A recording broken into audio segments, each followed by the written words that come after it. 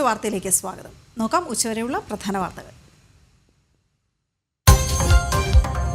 താമരശ്ശേരിയിലെ വിദ്യാർത്ഥി സംഘർഷത്തിൽ കൊല്ലപ്പെട്ട 10ാം ക്ലാസ് വിദ്യാർത്ഥിയുടെ പോസ്റ്റ്മോർട്ടം തുടരുന്നു. വിദ്യാർത്ഥി മുഹമ്മദ് ഷഹബാസ് മരിച്ചത് കോഴിക്കോട് മെഡിക്കൽ കോളേജ് ആശുപത്രിയിൽ ചികിത്സയിലിരിക്കെ. കുറ്റക്കാരായ 5 സഹപാഠികളുടെയും ജാമ്യാപേക്ഷ നിരസിച്ച് ജുവനൈൽ കോടതി.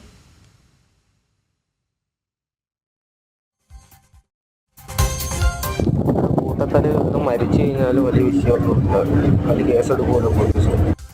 ഷഹബാസേ എന്തേലുണ്ടേ പൊരുത്തപ്പെട്ടാട്ടോ. വിദ്യാർത്ഥിയെ കൊല്ലണമെന്ന സഹപാഠികളുടെ കൊലവിളി സന്ദേശം പുറത്ത്. കൊലപാതകം ആസൂത്രണം ചെയ്തത് ഹലാൽ, എർമിലോൺസ് എന്നീ സമൂഹ മാധ്യമ ഗ്രൂപ്പുകളിൽ. തനിക്ക് ഷഹനാസിനെ കൂടുതൽ മർദ്ദിക്കാൻ കഴിഞ്ഞില്ലെന്ന് സഹപാഠിയുടെ സംഭാഷണം. സംഘർഷത്തിന് ശേഷം കുറ്റസമ്മതം നടത്തുന്ന ശബ്ദ സന്ദേശവും ജനം ടിവിക്ക്. പ്രതികൾക്ക് തക്കതായ ശിക്ഷ ഉറപ്പാക്കണമെന്ന് ABVP.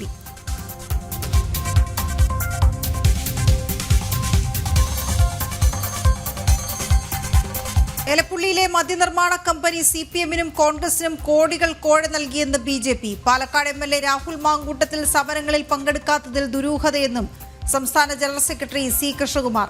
ലഹരി ഉപയോഗം വയലൻസ് കൂടാൻ കാരണമാകുന്നതായി സമ്മതിച്ച് എക്സൈസ് മന്ത്രി MP രാജേഷ്.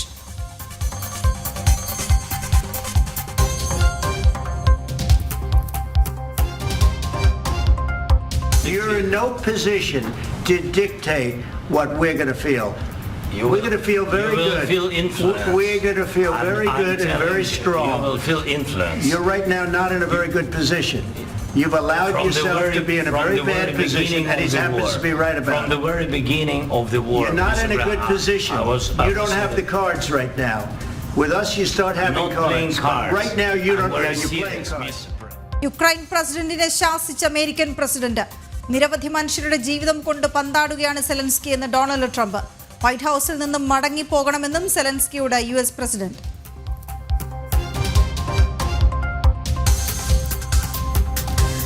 കാസർകോട്ട് 21-കാരിയെ വാട്സാപ്പ് വഴി മുത്തലാഖ് ചൊല്ലിയെന്ന് പരാതി. സന്ദേശം ലഭിച്ചത് യുവതിയുടെ പിതാവിന്റെ ഫോണിലേക്ക്. ഭർത്താവ് നെല്ലിക്കാട് സ്വദേശി അബ്ദുൾ റസാഖ് സന്ദേശം അയച്ചത് ഗൾഫിൽ നിന്ന്. സ്ത്രീധനം കുറഞ്ഞുപോയതിന്റെ പേരിൽ പീഡനം നേരിട്ടെന്ന യുവതി ജനം ടിവിയോട്. കോഴിക്കോട്ട് നവവധു ഭർത്തൃവീട്ടിൽ തൂങ്ങി മരിച്ച നിലയിൽ.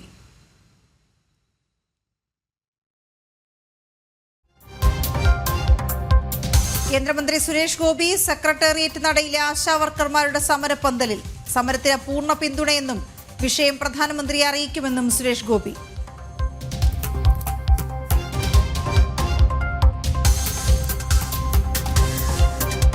മണിപ്പൂരിലെ സുരക്ഷാ ക്രമീകരണങ്ങൾ വിലയിരുത്താൻ ഉന്നതതല യോഗം. രാഷ്ട്രപതി ഭരണം തുടരുന്ന സംസ്ഥാനത്തെ സുപ്രധാന യോഗം കേന്ദ്ര ആഭ്യന്തരമന്ത്രി അമിത്ഷായുടെ നേതൃത്വത്തിൽ.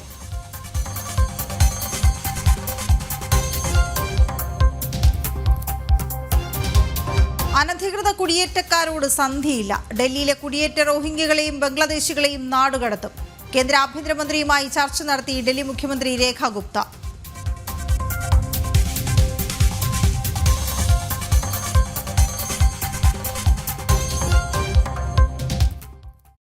താമരശ്ശേരിയിലെ വിദ്യാർത്ഥിയുടെ മരണത്തിൽ പ്രതികളായ 5 വിദ്യാർത്ഥികളുടെ ജാമ്യാപേക്ഷ തള്ളി. ഇവരെ കെയർ ഹോമിലേക്ക് മാറ്റി. ഇവർക്ക് പരീക്ഷ എഴുതാൻ അവസരം നൽകും. അതേസമയം 5 വിദ്യാർത്ഥികൾക്കെതിരെയും കൊലക്കുറ്റം ചുമത്തിയാണ് FIR തയ്യാറാക്കിയിരിക്കുന്നത്. പ്രതിപ്പട്ടികയിലുള്ളവർ പ്രായപൂർത്തിയാകാത്തവരാണ്. നേരത്തെ കൊലപാതക ശ്രമത്തിനായിരുന്നു കേസ് രജിസ്റ്റർ ചെയ്തത്. വിദ്യാർത്ഥി മരണപ്പെട്ടതോടെ കൊലക്കുറ്റത്തിന് കേസെടുക്കുകയായിരുന്നു. ഗോകുൽ K വേണുഗോപാലും ഒപ്പം മിഥുൻ പിള്ളയും ചേരും. ആദ്യം ഗൂഗിളിലേക്ക്. ഗൂഗിൾ, ഇവരുടെ ജാമ്യാപേക്ഷ, അതായത് നേരത്തെ കൊലപാതക ശ്രമത്തിനുള്ള കുറ്റമായിരുന്നുവെങ്കിൽ പിന്നീട് കൊലക്കുറ്റത്തിലേക്ക് മാറുന്നു, ജുവനൈൽ ജസ്റ്റിസിന് മുന്നിൽ ഹാജരാക്കുന്നു, ജാമ്യാപേക്ഷ തള്ളുന്നു. എന്താണ് ജാമ്യാപേക്ഷ തള്ളിക്കൊണ്ട് വ്യക്തമാക്കിയിരിക്കുന്നത്? ഇപ്പോൾ ഇവരെവിടെയാണുള്ളത്?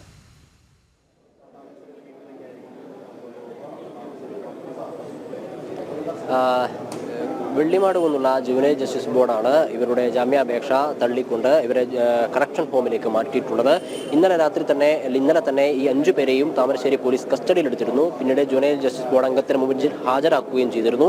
എന്നാൽ ഈ 18 വയസ്സ് പ്രായപൂർത്തിയാകാത്തതിന്റെ അടിസ്ഥാനത്തിൽ മാതാപിതാക്കൾക്കൊപ്പം പറഞ്ഞയക്കുകയും ഇന്ന് 11 മണിയോടുകൂടി ജുവനൈൽ ജസ്റ്റിസ് ബോർഡിന് മുമ്പിൽ ഹാജരാവണമെന്ന് അറിയിക്കുകയും ചെയ്യുകയായിരുന്നു. അതിന്റെ അടിസ്ഥാനത്തിലാണ് 11 മണിയോടുകൂടി തന്നെ മാതാപിതാക്കൾക്കൊപ്പം ഈ കുട്ടികൾ പ്രതികളായിട്ടുള്ള 5 പേരും മാതാപിതാക്കൾക്കൊപ്പം വന്ന് ജുവനൈൽ ജുവനൈൽ ജസ്റ്റിസ് ബോർഡിന് മുമ്പിൽ ഹാജരായത്. ഈ സമയത്താണ് ഇവരുടെ ജാമ്യാപേക്ഷ തള്ളിക്കൊണ്ട് കോടതി ഉത്തരവിട്ടിരിക്കുന്നത്. അവരെ കറക്ഷൻ ഹോമിലേക്ക് മാറ്റുകയും ചെയ്തിട്ടുണ്ട്. അതേസമയം ഇവരുടെ പരീക്ഷ എഴുതാനുള്ള തൊട്ടടുത്ത ദിവസങ്ങളിൽ SSLC പരീക്ഷ ആരംഭിക്കുകയാണ്. ഈ പരീക്ഷ എഴുതാനുള്ള ഇവരുടെ അവകാശത്തെ മാനിച്ചുകൊണ്ട് അത്തരത്തിലുള്ള സൗകര്യങ്ങൾ ഏർപ്പാടാക്കാൻ വേണ്ടി കോടതി നിരീക്ഷിക്കുകയുണ്ടായി, അല്ലെങ്കിൽ അത്തരമൊരു പരാമർശം നടത്തിക്കൊണ്ടേ മാതാപിതാക്കളുടെ പ്രത്യേക അഭ്യർത്ഥന പരിഗണിച്ചുകൊണ്ടാണ് കുട്ടികളെ പരീക്ഷ എഴുതാൻ അനുവദിച്ചിരിക്കുന്നത്. ഈ സെല്ലിനുള്ളിൽ തയ്യാറാക്കിയിട്ടുള്ള പ്രത്യേക സംവിധാനത്തിന്റെ അടിസ്ഥാനത്തിൽ പോലീസിന്റെ കർശന നിരീക്ഷണത്തിലായിരിക്കും ഇവർ പരീക്ഷ എഴുതുക എന്നാണ് നമുക്ക് മനസ്സിലാക്കുവാൻ വേണ്ടി സാധിക്കുന്നത്. അല്പസമയം മുമ്പാണ് juvenile justice board Kozhikode Vellimadu കുന്നുള്ള ജുവനൈൽ ജസ്റ്റിസ് ബോർഡിൽ നിന്ന് ഇത്തരത്തിലുള്ള ഒരു നടപടി ഉണ്ടായിരിക്കുന്നത്. എത്ര കാലത്തേക്കായിരിക്കും ഇവർ ജുവനൈൽ ജസ്റ്റിസ് ബോർഡിൽ കഴിയുക എന്നുള്ളത് ഈ കേസ് അടുത്ത ഘട്ടത്തിൽ പരിഗണിക്കുന്ന തീയതിയിലായിരിക്കും അറിയാൻ വേണ്ടി സാധിക്കുക. ഏത് ദിവസമായിരിക്കും കേസ് ഇനി പരിഗണിക്കുക എന്നതിനെ സംബന്ധിച്ച വിവരവും ലഭ്യമാകാനിരിക്കുന്നതേ ഉള്ളൂ. അല്പസമയം മുമ്പാണ് ഇവരുടെ ഈ ജാമ്യാപേക്ഷ തള്ളിക്കൊണ്ടുള്ള ഇവരെ കറക്ഷൻ ഹോമിലേക്ക് മാറ്റിക്കൊണ്ടുള്ള ഇവർക്ക് പരീക്ഷ എഴുതാൻ അനുവാദം നൽകിക്കൊണ്ടുള്ള ഒരു ഉത്തരവ് ജുവനൈൽ ജസ്റ്റിസ് ബോർഡിന്റെ ഭാഗത്തുനിന്ന് ഉണ്ടായിട്ടുള്ളത്. അതേസമയത്ത് തന്നെ കോഴിക്കോട് മെഡിക്കൽ കോളേജ് ആശുപത്രിയിൽ മരണപ്പെട്ട മുഹമ്മദ് ഷഹബാസിന്റെ പോസ്റ്റ്മോർട്ടം നടപടികളൊക്കെ ഏകദേശം അന്തിമ ഘട്ടത്തിലേക്ക് എത്തിക്കൊണ്ടിരിക്കുകയാണ്. 1 മണിയോടുകൂടി പുറത്തിറക്കുമെന്നാണ് പറഞ്ഞിട്ടുള്ളത്. അല്പസമയത്തിനകം തന്നെ മുഹമ്മദ് ഷഹബാസിന്റെ മൃതദേഹം പുറത്തിറക്കും. മുഹമ്മദ് ഷഹബാസിന്റെ ബന്ധുക്കളും മുഹമ്മദ് ഷഹബാസ് പഠിക്കുന്ന MJHS സ്കൂളിലെ അധ്യാപകർ ഉൾപ്പെടെയുള്ള ആളുകളും ജനപ്രതിനിധികളും ഒക്കെ ഇവിടെ ഉണ്ട്. 3:30 കൂടിയിട്ടായിരിക്കും ഈ ഖബറടക്കം ഉൾപ്പെടെയുള്ള ചടങ്ങുകൾ നടക്കുക എന്നാണ് അറിയിച്ചിട്ടുള്ളത്. എന്നാൽ ഇത് നേരത്തെ തീരുമാനിച്ചതുപോലെ 1 മണിയോടുകൂടി ഇറക്കാൻ പറ്റിക്കഴിഞ്ഞാൽ മാത്രമാണ് ഈ രീതിയിലുള്ള കാര്യങ്ങൾ നടക്കുക എന്നാണ് അറിയിച്ചിട്ടുള്ളത്. ഇവിടെ നിന്ന് ഇറങ്ങുന്നതിനനുസരിച്ച് ആ കാര്യങ്ങളിൽ ഉൾപ്പെടെ ഒരു മാറ്റം ഉണ്ടാവാനുള്ള സാധ്യതയുണ്ട്. അതേസമയത്ത് തന്നെ ഈ അക്രമം നടത്തിയതുമായി ബന്ധപ്പെട്ട് മുഹമ്മദ് ഷഹബാസിന്റെ ബന്ധുക്കളും സുഹൃത്തുക്കളും ഉൾപ്പെടെയുള്ള ആളുകൾ ചില ആരോപണങ്ങൾ മുന്നോട്ടേക്ക് വെക്കുന്നു. ഈ 5 പേരാണ് ഇപ്പോൾ പ്രതിപട്ടികയിലുള്ളത്. 5 പേർ ചേർന്ന് മാത്രമല്ല നടത്തിയത്, പുറമേ നിന്നുള്ള ആളുകളുടെ പങ്കാളിത്തവും ആസൂത്രണവും ഇതിലുണ്ടോ ഇല്ലയോ എന്നതുൾപ്പെടെയുള്ള കാര്യങ്ങൾ അന്വേഷിക്കണം എന്നൊരാവശ്യം ഈ മുഹമ്മദ് ഷഹബാസിന്റെ ബന്ധുക്കൾ മുന്നോട്ടേക്ക് വെക്കുന്നുണ്ട്. അതേസമയം താമരശ്ശേരി DDE ഈ വിഷയത്തിൽ ഒരു പ്രധാനമായ നിരീക്ഷണം നടത്തിയിരിക്കുകയാണ്. വളരെ ആസൂത്രിതമായിട്ടാണ് ഇത്തരത്തിലൊരു അക്രമം നടത്തിയത് എന്നൊരു പ്രസ്താവന അദ്ദേഹത്തിന്റെ ഭാഗത്ത് ഉണ്ടായിട്ടുണ്ട്. വിദ്യാഭ്യാസ വകുപ്പിന്റെ ഭാഗത്തു നിന്ന് ശക്തമായ അന്വേഷണം മുന്നോട്ടേക്ക് കൊണ്ടുപോകും എന്നൊരു കാര്യവും അദ്ദേഹം പറഞ്ഞിട്ടുണ്ട്. വിദ്യാഭ്യാസ മന്ത്രി രാവിലെ തന്നെ വിദ്യാഭ്യാസ ഉപഡയറക്ടറോട് ഈ വിഷയം സംബന്ധിച്ച ഒരു റിപ്പോർട്ട്, അന്തിമ റിപ്പോർട്ട് ഉടനടി സമർപ്പിക്കുവാൻ വേണ്ടി പറഞ്ഞിട്ടുമുണ്ട്. ഈ വിഷയം സംബന്ധിച്ച ഇത്തരത്തിലൊരു കേസ് ഉണ്ടായതിനെ തുടർന്ന് ഇതുമായി ബന്ധപ്പെട്ട പലതരത്തിലുള്ള ഓഡിയോ ക്ലിപ്പുകൾ നമ്മൾ കേട്ടതാണ്. അതിലൊക്കെ വളരെ ആസൂത്രിതമായിട്ട് തന്നെയാണ് ഇത്തരത്തിലൊരു കൊലപാതകം നടത്തിയത്, അക്രമം നടത്തിയത് എന്നതിനെ സംബന്ധിച്ച വിവരങ്ങൾ പ്രതികളായിട്ടുള്ള അല്ലെങ്കിൽ ഇപ്പോൾ ഈ ജാമ്യാപേക്ഷ നൽകിയ 5 പേരും പറയുന്ന ഓഡിയോ ദൃശ്യങ്ങളും ഓഡിയോ ക്ലിപ്പുകളും കാര്യങ്ങളൊക്കെ നമ്മൾ കണ്ടതാണ്. മുഹമ്മദ് ഷഹബാസിനെ കൊല്ലണം എന്ന രീതിയിൽ തന്നെയായിരുന്നു അവരുടെ പ്രതികരണങ്ങളൊക്കെ ഉണ്ടായിരുന്നത്. കൊന്നുകഴിഞ്ഞാൽ തന്നെ ശിക്ഷ കിട്ടില്ല, നമ്മൾക്ക് രക്ഷപ്പെടാൻ സാധിക്കും, ആൾക്കൂട്ടാക്രമത്തിന് ശിക്ഷ ഉണ്ടാവില്ല എന്ന രീതിയിലുള്ള പ്രതികരണങ്ങളായിരുന്നു നടത്തിയിട്ടുണ്ടായിരുന്നത്. എന്നാൽ ഇവരുടെ ജാമ്യാപേക്ഷ നൽകി ഇവരിപ്പോൾ ജുവനൈൽ ജസ്റ്റിസ് ഹോമിലേക്ക് മാറ്റിയിരിക്കുകയാണ്. വീണ. ശരി ഗോകുൽ, ഏതായാലും നിസ്സാരമായ കാര്യങ്ങൾക്ക് തുടങ്ങിയ വാക്കുതർക്കമാണ് ഷഹബാസിന്റെ ജീവൻ നഷ്ടമാകുന്നതിലേക്ക് വഴിവെച്ചത് എന്ന കാര്യവും വ്യക്തമാണ്. നമുക്കിപ്പോൾ ഷഹബാസ് പഠിച്ച താമരശ്ശേരി എളേറ്റിൽ MJSS സ്കൂളിൽ നിന്ന് ഹെഡ് മിസ്ട്രസ് മിനി ജനം TVയോടൊപ്പം ചേരുകയാണ്. മിഥുൻ പിള്ള ഉണ്ട് കൂടെ. മിഥുൻ, ഈ സ്കൂളിന് പുറത്താണ് ഈ സംഭവം നടക്കുന്നത് എങ്കിൽ പോലും അന്വേഷണത്തിന് വിദ്യാഭ്യാസ വകുപ്പ് ഉത്തരവിട്ടിട്ടുണ്ട്. ഈ സ്കൂളിന് പുറത്ത് നടക്കുന്ന വിഷയമായതുകൊണ്ട് തന്നെ സ്കൂളിന് നേരിട്ട് പങ്കില്ല എങ്കിൽ പോലും എന്താണ് ഈ വിദ്യാർത്ഥികളുടെ കാര്യത്തിൽ പ്രധാന അധ്യാപികയ്ക്കടക്കം പറയാനുള്ളത്? വീണ, വളരെ ദാരുണമായൊരു സംഭവമാണ് സ്കൂളിനെ സംബന്ധിച്ച് നടന്നിരിക്കുന്നത്. കാരണം ഒരു കുട്ടി ദാരുണമായി മരണപ്പെടുന്നൊരു സാഹചര്യമാണ് ഉണ്ടായിട്ടുള്ളത്. നമ്മോടൊപ്പം ഈ MJHS സ്കൂളിൻ്റെ ഹെഡ് മിസ്ട്രസ് ആയിട്ടുള്ള മിനി ടീച്ചർ ചേരുന്നുണ്ട്. ടീച്ചർ, എങ്ങനെയാണ് ഈ ഒരു ഞങ്ങൾക്ക് ശരിക്കും ഈ വിവരം കേട്ട സമയത്ത് എനിക്ക് വിശ്വസിക്കാനേ പറ്റിയില്ല. ഞങ്ങൾ 21-ാം തീയതി പരീക്ഷ കഴിഞ്ഞ് കുട്ടികൾ വീട്ടിലിരുന്ന് പഠിക്കണം എന്ന് പറഞ്ഞുകൊണ്ട് എല്ലാ ഉപദേശങ്ങളും കൊടുത്ത് വിട്ട കുട്ടികളാണ്. അപ്പോൾ അവർ വീട്ടിലിരുന്ന് പഠിക്കുകയാണ്. SSLC പരീക്ഷ 3-ാം തീയതി ആരംഭിക്കുകയാണല്ലോ, അതിനുവേണ്ടിയുള്ള പ്രിപ്പറേഷനിലാണെന്നാണ് ഞങ്ങൾ ധരിച്ചിരിക്കുന്നത്. അപ്പോൾ പെട്ടെന്ന് ഇങ്ങനെ ഇന്നലെ രാവിലെയാണ് ഞങ്ങൾ ശരിക്കും ഇത്രയും സീരിയസ് ആയിട്ടുള്ളതാണെന്നുള്ളത് മനസ്സിലാക്കുന്നത്. അപ്പോൾ അത് വിശ്വസിക്കാനേ പറ്റിയില്ല. ഞങ്ങളെ മക്കൾ അങ്ങനെ ഒരു അപകടത്തിൽ പെടുന്നുള്ളത് ഞങ്ങൾക്ക് തീരെ അത് ചിന്തിക്കാൻ പോലും കഴിയാത്തൊരു കാര്യമാണ്. ടീച്ചർ എങ്ങനെയാണ് വിവരം അറിഞ്ഞത്? എങ്ങനെയാണ്? വ്യാഴാഴ്ച രാത്രി വാട്സപ്പിൽ മെസ്സേജ് വന്നിട്ടുണ്ട്, ഒരു 10:00-ക്ക് ശേഷമൊക്കെയാണ്. അപ്പോൾ അത് രാത്രിയായിട്ട് ഞാൻ കണ്ടിട്ടില്ല. ഇന്നലെ രാവിലെയാണ് ആ മെസ്സേജ് കാണുന്നത്. ആ മെസ്സേജ് കണ്ടപ്പോഴാണ് ഞാൻ മറ്റു ടീച്ചേഴ്സിനെ, ഇവിടെയുള്ള ഈ ഏരിയയിലുള്ള ടീച്ചേഴ്സിനെ വിളിച്ചു നോക്കുന്നു. അപ്പോൾ അവരാണ് ടീച്ചറെ ഇങ്ങനെ ഒരു സംഭവം ഉണ്ടായിട്ടുണ്ടെന്ന് എന്നോട് പറയുന്നത്. അപ്പോഴും കുട്ടികൾ തമ്മിൽ ചെറിയ എന്തെങ്കിലും ഒരു കശപിശി ആയിരിക്കുമെന്ന് ഞാൻ കരുതിയിട്ടുള്ളൂ. കുറച്ച് സമയം കൂടി കഴിഞ്ഞപ്പോഴാണ് പല ആളുകളും വിളിക്കാൻ തുടങ്ങിയപ്പോഴാണ് ഇത്രയും സീരിയസ് ആയിട്ടുള്ളൊരു അപകടം പറ്റിയെന്നുള്ളതും ആ വിവരങ്ങൾ അറിയുന്നത്. ഷഹബാസിനെ കുറിച്ച് എന്താണ് ടീച്ചർക്കുള്ള ഒരു ഓർമ്മ എങ്ങനെയാണ്? ഇപ്പോൾ എന്തെങ്കിലും ഇങ്ങനെ കുരുത്തക്കടക്കുള്ള ഒരു കുട്ടിയാണോ? ഇല്ല 8ാം ക്ലാസ് വരെ ഇവിടെ വന്ന് ചേർന്ന കുട്ടിയാണ്. 3 വർഷം ഇവിടെ പഠിക്കുന്നു. അന്ന് സെൻറ് ഓഫിനൊക്കെ നല്ല രീതിയിൽ ഇവിടുന്ന് പോയതാണ്. അങ്ങനെ കുരുത്തക്കേടൊന്നുമില്ല, ഒരു പാവം മോനാണ്. അങ്ങനെ എനിക്കൊരു ശാസിക്കേണ്ടതായിട്ട് അല്ലെങ്കിൽ ഒരു ക്ലാസ് ടീച്ചേഴ്സിനെ അവനൊന്ന് ശാസിക്കണം അങ്ങനത്തെ ഒരു സന്ദർഭം ഉണ്ടായിട്ടില്ല. ഒരു പാവം ഒരു കുട്ടിയായിരുന്നു. പാവം കുട്ടിയാണ്. ഈ വിദ്യാഭ്യാസ വകുപ്പ് ഇതിൽ അന്വേഷണം തുടങ്ങിയിട്ടുണ്ടെന്ന് പറയുന്നുണ്ട്. അപ്പോൾ അവരാരെങ്കിലും ടീച്ചറെ കോൺടാക്ട് ചെയ്യുകയെന്ന് ചെയ്യും? എന്നെ ഓഫീസർ DO DD ഇങ്ങനെ അവരൊക്കെ വിളിച്ചിട്ടുണ്ടായിരുന്നു, കാര്യങ്ങൾ അന്വേഷിക്കുന്നുണ്ട്. അപ്പോൾ ഞങ്ങൾ പറഞ്ഞ 21-ാം തീയതി മോഡൽ എക്സാം കഴിഞ്ഞതുകൊണ്ട് ഇവർക്ക് സ്റ്റഡി ലീവായിരുന്നു. 27-ന് ഞങ്ങൾ കുട്ടികളെ പേപ്പർ കൊടുക്കാൻ വേണ്ടി ഇവിടെ വിളിച്ചിട്ടുണ്ടായിരുന്നു. അന്ന് ഈ ക്ലാസ്സിന് ഇല്ലായിരുന്നു. അല്ലാതെ ഇപ്പം സെൻറ് ഓഫ് ഇവിടെ സ്കൂൾ സെൻറ് ഓഫ് നടത്തിയിരുന്നു. അന്നൊക്കെ ഞങ്ങൾ നല്ല രീതിയിൽ സെൻറ് ഓഫ് നടത്തി, യാതൊരു പ്രശ്നങ്ങളുമില്ല.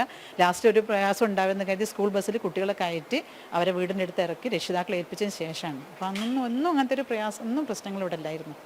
ഈ ഷഹബാസിനെ ആക്രമിക്കുന്നതുമായി ബന്ധപ്പെട്ട് ഈ ഇൻസ്റ്റാഗ്രാമിലും വാട്സപ്പിലൊക്കെ ഗ്രൂപ്പുകൾ ഉണ്ടാക്കിയിട്ട് പോലും ഒരു കുട്ടികൾ ചെയ്തു എന്നൊക്കെയാണ് പറഞ്ഞത്, വിവരങ്ങൾ പാസ് ചെയ്തു എന്നൊക്കെയാണ് പറഞ്ഞത്. അപ്പോൾ ഈ ഇപ്പോഴത്തെ കുട്ടികളുടെ ഒരു രീതികളൊക്കെ ഒരുപാട് കുട്ടികളെ കണ്ട ഒരാളാണ് ടീച്ചറെ. എങ്ങനെയാണ് ഇപ്പോൾ ഈ കുട്ടികളുടെ ഒരു മാനസികാവസ്ഥയെക്കുറിച്ച് ഓർക്കുമ്പോൾ ഒരു പേടി തോന്നുന്നത്? ശരിക്കും പേടി തോന്നുന്നുണ്ട്. എന്നാൽ ഞങ്ങളിപ്പം 8ാം ക്ലാസ്സിൽ വന്ന ആ മുഖം ഞങ്ങളെ മനസ്സിലുള്ളത്. ഇപ്പോൾ 10ാം ക്ലാസ്സിൽ അവരെത്തിയെങ്കിലും ആ കൊച്ചു കുട്ടികളായിട്ടാണ് കാണുന്നത്. പക്ഷെ അവരെ മനസ്സിൽ അവർ വളർന്നു വലുതായി എന്നുള്ള ചിന്തകളുണ്ട്. പക്ഷേ ശരിക്കും ആശങ്കയുണ്ട്, ഇനിയും ഈ വരും തലമുറകളുടെ ഭാവി എങ്ങോട്ടാണ്?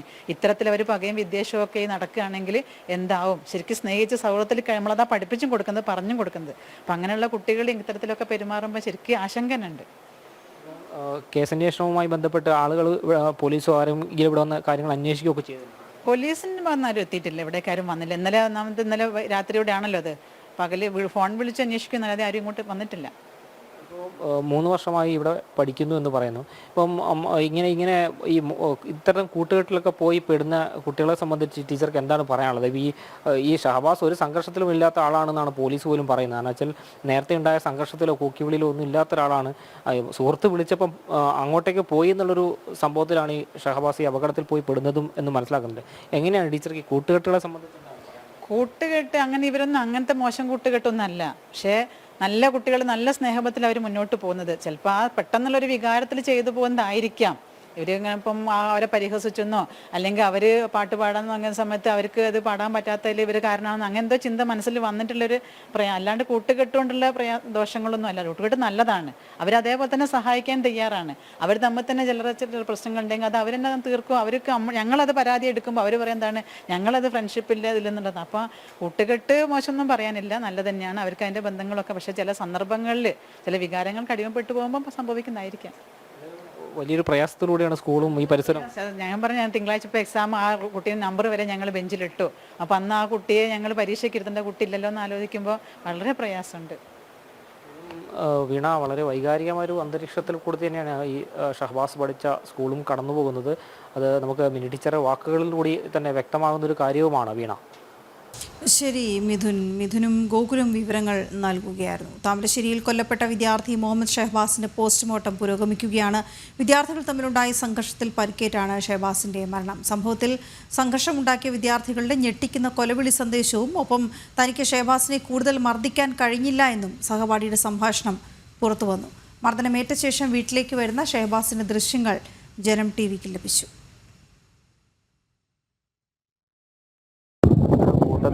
മരിച്ചു കഴിഞ്ഞാലും വലിയ വിഷയമൊന്നുമില്ല, അത് കേസെടുക്കുമല്ലോ പോലീസ്. ഷഹബാസേ ഇന്ത്യയിലുണ്ടേ പൊരുത്തപ്പെട്ടാട്ടോ. ഷഹബാസിന്റെ ഖബറടക്കം ചുങ്കം കടവൂർ ജുമാ മസ്ജിദിൽ നടക്കും. മർദ്ദനമേറ്റ കാര്യം പറഞ്ഞിട്ടില്ല എന്ന് സുഹൃത്തുക്കൾ വ്യക്തമാക്കി. പൊട്ടിക്കരഞ്ഞായിരുന്നു ഷഹബാസിന്റെ സുഹൃത്തുക്കളുടെ പ്രതികരണം. MJ എന്തോ ഒരു പ്രശ്നം ഉണ്ടായിരുന്നല്ലാണ്ട് വേറൊന്നും പറഞ്ഞിട്ടൊന്നുമില്ല. ഒരു പ്രശ്നം ഉണ്ടാവും, പുറങ്ങാട്ടാരും നമ്മൾ എന്തോ പ്രശ്നം ഉണ്ട് എന്നൊക്കെ പറഞ്ഞു, വേറൊന്നും പറഞ്ഞിട്ടൊന്നുമില്ല. പിന്നെ അന്ന് ഉച്ച കണ്ടീനു, ഉച്ചയ്ക്ക് ഫുഡൊക്കെ വാങ്ങി തരാൻ അവനെ വിട്ടീനു. അപ്പോൾ ഉച്ച കണ്ട് പിന്നെ വൈകുന്നേരമാണ് എൻ്റെ അവിടെ വന്ന് പറ്റിയതിനു ശേഷം അടുത്ത തിണ്ണമ്മ കിടന്ന് ഞാൻ കുറേ ചോദിച്ച്, ഒരക്ഷരം വേണ്ടിയില്ല.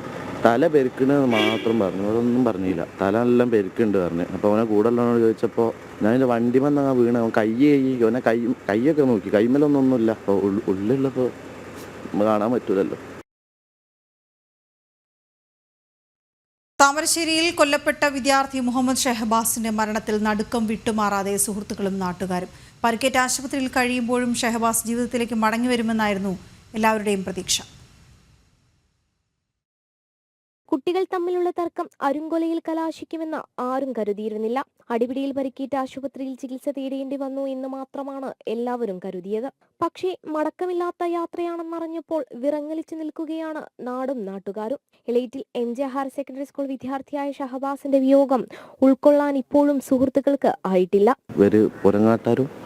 നമ്മെന്തോ പ്രശ്നമുണ്ട് എന്നൊക്കെ പറഞ്ഞു, വേറൊന്നും പറഞ്ഞിട്ടൊന്നുമില്ല. പിന്നെ അന്ന് ഉച്ച കണ്ടീനു, ഉച്ചയ്ക്ക് ഫുഡൊക്കെ വാങ്ങി തരാൻ അവനെ വിട്ടീനു. അപ്പോൾ ഉച്ച കണ്ട് പിന്നെ വൈകുന്നേരമാണ് എൻ്റെ അവിടെ വന്ന് പറ്റിയതിനു ശേഷം അടുത്ത തിണ്ണമ്മ കിടന്ന് ഞാൻ കുറേ ചോദിച്ച്, ഒന്നും ഒരക്ഷരം വേണ്ടിയില്ല.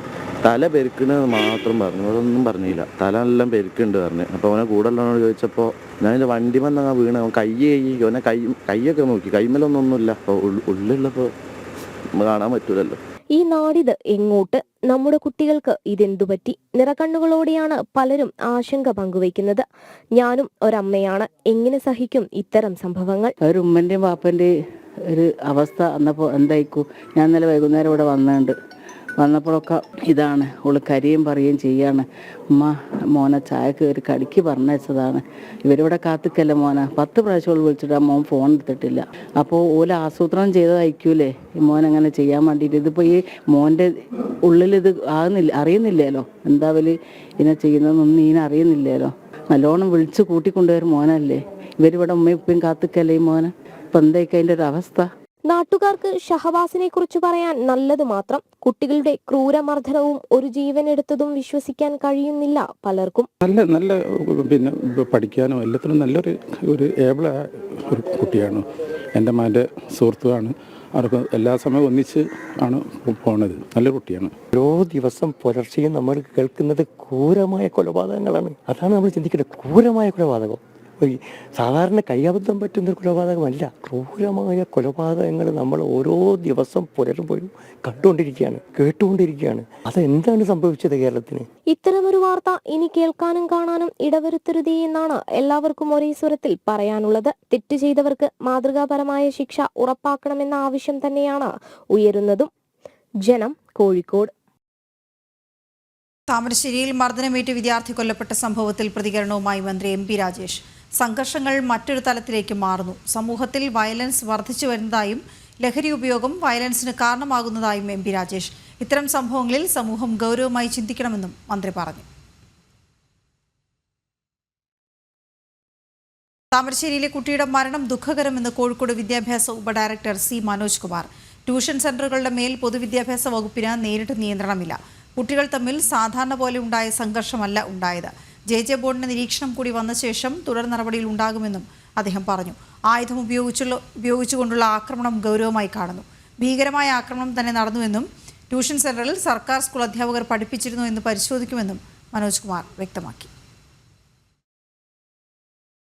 ഒരു സംഘർഷത്തിൽ കുട്ടികൾ മരിക്കുന്നത് വളരെ അപൂർവം എന്നേ പറയാനുള്ളൂ. ട്യൂഷൻ സെൻ്ററുകളെ സംബന്ധിച്ചിടത്തോളം പൊതുവിദ്യാഭ്യാസ വകുപ്പിന് നേരിട്ടുള്ള നിയന്ത്രണം ഇല്ലാത്തതാണ്. എവിടെയൊക്കെയാണ് സ്ഥാപനങ്ങൾ അവരെന്തൊക്കെ ചെയ്യുന്നു, ഇപ്പോൾ DJ പാർട്ടി എന്നുള്ള രീതിയിലാണ് നമ്മൾ മനസ്സിലാക്കുന്നത്. കുട്ടികൾ സംഘർഷം ഉണ്ടാകുന്ന തരത്തിൽ അവിടെ ഒരു പരിപാടി സംഘടിപ്പിച്ചതിനെക്കുറിച്ച് വളരെ ഗൗരവമായ അന്വേഷണം നടത്തുന്നുണ്ട് എന്നാണ് ഞാൻ മനസ്സിലാക്കുന്നത്. കുട്ടികൾ തമ്മിൽ സംഘർഷം ഉണ്ടായത് സാധാരണഗതിയിൽ ഇപ്പോൾ ഉള്ള ഒരു ഐഡിയ അല്ല. ഇത് ആയുധങ്ങൾ അല്ലെങ്കിൽ ഒരുങ്ങിക്കൂട്ടിയുള്ള ഒരു രീതിയിലാണ് ആക്രമണം നടന്നിരിക്കുന്നത്. അക്കാര്യത്തിലൊക്കെ തന്നെ ഗൗരവമായ അന്വേഷണം നടക്കേണ്ടതായിട്ടുണ്ട്. പൊതുവിദ്യാഭ്യാസ വകുപ്പിൻ്റെ ഭാഗത്തു നിന്ന് ഞങ്ങളേതായ മാർഗങ്ങൾ ഉപയോഗിച്ചുള്ള അന്വേഷണം നടക്കും. ബഹുമാനപ്പെട്ട DGയും അതുപോലെ തന്നെ സംസ്ഥാനത്ത് നിന്നും ഇന്നലെ തന്നെ അതിൻ്റെ വിവരങ്ങൾ തേടിയിരുന്നു. പ്രാഥമികമായ റിപ്പോർട്ട് വിദ്യാഭ്യാസ ഉപഡയറക്ടർ എന്നുള്ള നിലയ്ക്ക് ഞാൻ കൊടുത്തിട്ടുണ്ട്. ഇനി അതിൻ്റെ തുടർച്ചുള്ള മറ്റു കാര്യങ്ങൾ നിയമപരമായി ഇപ്പോൾ റിമാൻഡിലായിട്ടുണ്ട് കുട്ടികൾ. അത്തരം കാര്യങ്ങൾ ബഹുമാനപ്പെട്ട കോടതിയുടെ നിരീക്ഷണം കൂടി വന്നതിന് ശേഷം മറ്റു കാര്യങ്ങൾ തീരുമാനിക്കാം എന്നാണ് വിചാരിക്കുന്നത്. താമരശ്ശേരിയിൽ കൊല്ലപ്പെട്ട വിദ്യാർത്ഥി മുഹമ്മദ് ഷഹബാസ് മിടുക്കനായ വിദ്യാർത്ഥിയായിരുന്നുവെന്ന് ഡെപ്യൂട്ടി HM മുഹമ്മദ് ഇസ്മായിൽ. മുഹമ്മദ് ഷഹബാസിനെ പറ്റി മുൻപ് പരാതികളൊന്നും ഉണ്ടായിട്ടില്ല. കോരങ്ങാട് സ്കൂളിലെയും MJHSSലെയും വിദ്യാർത്ഥികൾ തമ്മിൽ ഇതിനു മുൻപ് പ്രശ്നങ്ങൾ ഉണ്ടായിട്ടില്ല. വിദ്യാർത്ഥികളുടെ സമൂഹമാധ്യമ ഗ്രൂപ്പുകളിൽ അധ്യാപകർ കയറാൻ ശ്രമിക്കാറുണ്ടെന്നും ഇപ്പോൾ ഉണ്ടാക്കിയ ഗ്രൂപ്പ് ശ്രദ്ധയിൽപ്പെട്ടിട്ടില്ലെന്നും ഡെപ്യൂട്ടി HM പറഞ്ഞു. ഷഹബാസ് നമ്മളെ സംബന്ധിച്ചിടത്തോളം സ്കൂളിൽ നല്ലൊരു വിദ്യാർത്ഥിയായിരുന്നു. പ്രത്യേകിച്ചും ഇങ്ങനെ അച്ചടക്ക രാഹിത്യം കാണിക്കുന്ന ഒരു സ്വഭാവം കുട്ടിക്ക് ഉണ്ടായിരുന്നില്ല. ഏതെങ്കിലും രീതിയിലുള്ള അച്ചടക്കലംഘനം കാണിച്ചതായി ഞങ്ങളുടെ അറിവിൽ വന്നിട്ടുമില്ല. ഇത് സംഭവിച്ചത് പിന്നീട് പുറത്തുനിന്ന് ഏതെങ്കിലും രീതിയിൽ കുട്ടിയെ ഗ്രൂപ്പായിട്ട് വിളിക്കുകയോ സോഷ്യൽ മീഡിയ വഴിയോ ഒക്കെ ഉണ്ടാകുന്ന സംഭവങ്ങളാവാനാണ് സാധ്യത. ഞങ്ങളുടെ സ്കൂളും കോരങ്ങാട് ഗവൺമെൻറ് ഹൈസ്കൂൾ താമരശ്ശേരിയും അടുത്ത് നിൽക്കുന്ന സ്കൂളൊന്നുമല്ല. ഏകദേശം ഒരു 10 കിലോമീറ്ററിൻ്റെ വ്യത്യാസമുണ്ട്. അപ്പോൾ ഏതെങ്കിലും രീതിയിലുള്ള സംഘർഷം കുട്ടികൾ തമ്മിലോ സ്കൂളുകൾ തമ്മിലോ ഇതിനു മുമ്പ് ഉണ്ടായിട്ടുമില്ല. അപ്പോൾ അതൊന്നും ഒരു ഘടകമല്ല. പിന്നീട് എപ്പോഴോ പെട്ടെന്ന് ഉണ്ടായി വരുന്ന സംഭവങ്ങളാണ് ഇതിലേക്ക് വഴിതെളിച്ചതെന്നാണ് മനസ്സിലാക്കുന്നത്. തിരുവനന്തപുരം വാഴച്ചലിൽ കോളേജ് വിദ്യാർത്ഥിയെ സഹപാഠികൾ മർദ്ദിച്ച സംഭവത്തിൽ പ്രതി പിടിയിൽ. മലയൻകീഴ് സ്വദേശി ജിതിനാണ് പിടിയിലായത്. സംഭവത്തിൽ 3 പേർക്കെതിരെ കേസെടുത്തിട്ടുണ്ട്. പ്രതിയെ ആര്യങ്കോട് പോലീസ് അറസ്റ്റ് ചെയ്തു. വി വിനീഷ് ചേരുന്ന വിവരങ്ങളുമായി. വിനീഷ്, എന്താണ് ഈ സംഭവത്തിന്റെ വിശദാംശങ്ങൾ?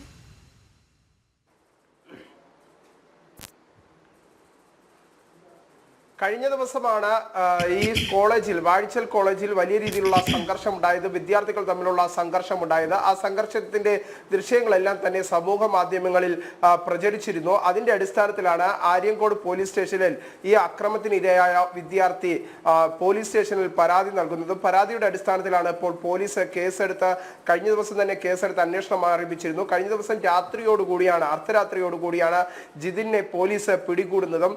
വധശ്രമത്തിലാണ് ഇപ്പോൾ ജിതിനെതിരെ പോലീസ് കേസ് ചുമത്തിയിരിക്കുന്നത്. എന്തായിരുന്നാലും കോളേജ് അധികൃതർ ഈ വിഷയത്തിൽ നിലപാടുമായി രംഗത്ത് വരാത്ത ഒരു സാഹചര്യമാണ് ഇപ്പോഴും നിലനിൽക്കുന്നത്.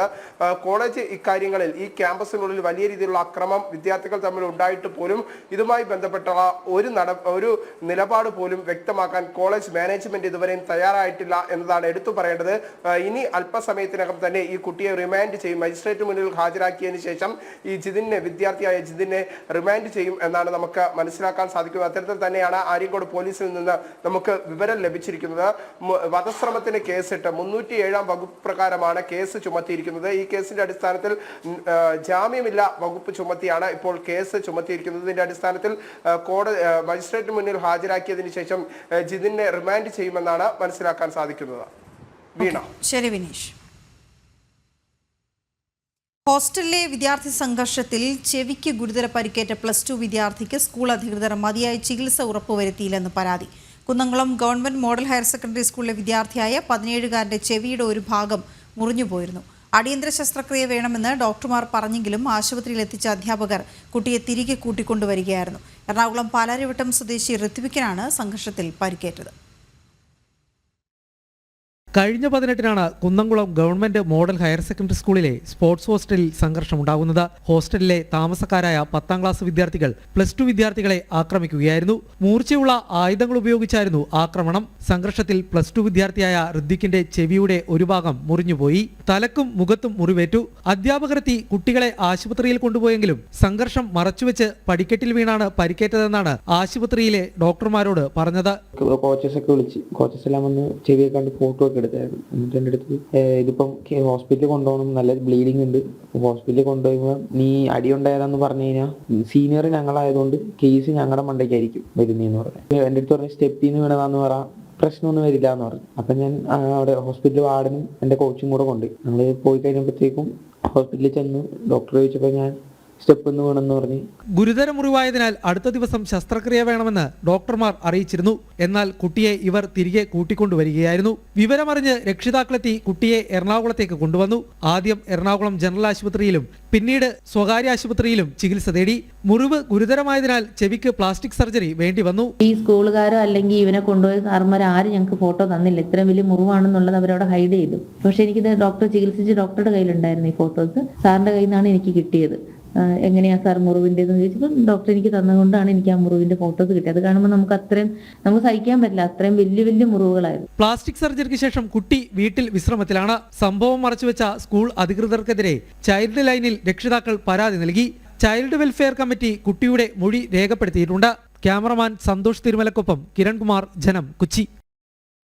സംസ്ഥാന സ്കൂളുകളിലെ ലഹരിവിരുദ്ധ ക്യാമ്പയിനുള്ള തുക വെട്ടിക്കുറച്ച് ധനവകുപ്പ്. പൊതുവിദ്യാഭ്യാസ വകുപ്പിന്റെ പദ്ധതി വിഹിതം 50% വെട്ടിക്കുറച്ചതിന്റെ ഭാഗമായാണ് മയക്കുമരുന്നിനെതിരായ ക്യാമ്പയിൻ തുകയും കുറച്ചത്. കഴിഞ്ഞ സാമ്പത്തിക വർഷം ബജറ്റിൽ 1.5 കോടി രൂപ അനുവദിച്ചതാണ് 60 ലക്ഷം രൂപയാക്കി കുറച്ചത്. സംസ്ഥാനത്തെ സ്കൂളുകളിൽ ലഹരി വിരുദ്ധ ക്യാമ്പയിനുകൾ നടത്താനായിട്ടാണ് കഴിഞ്ഞ സാമ്പത്തിക വർഷം 6.5 കോടി രൂപ ബജറ്റിൽ ധനവകുപ്പ് അനുവദിച്ചത്. പൊതുവിദ്യാഭ്യാസ വകുപ്പിന്റെ പദ്ധതി വിഹിതം വെട്ടിക്കുറച്ചപ്പോൾ ലഹരി വിരുദ്ധ ക്യാമ്പയിനുള്ള തുകയും കുത്തനെ വെട്ടിക്കുറച്ചു. 60 ലക്ഷം രൂപയാണ് കുറവ് വരുത്തിയത്. ഇതോടെ പൊതുവിദ്യാലയങ്ങളിലെ ലഹരി വിരുദ്ധ ക്യാമ്പയിനുകൾ അവതാളത്തിലായി.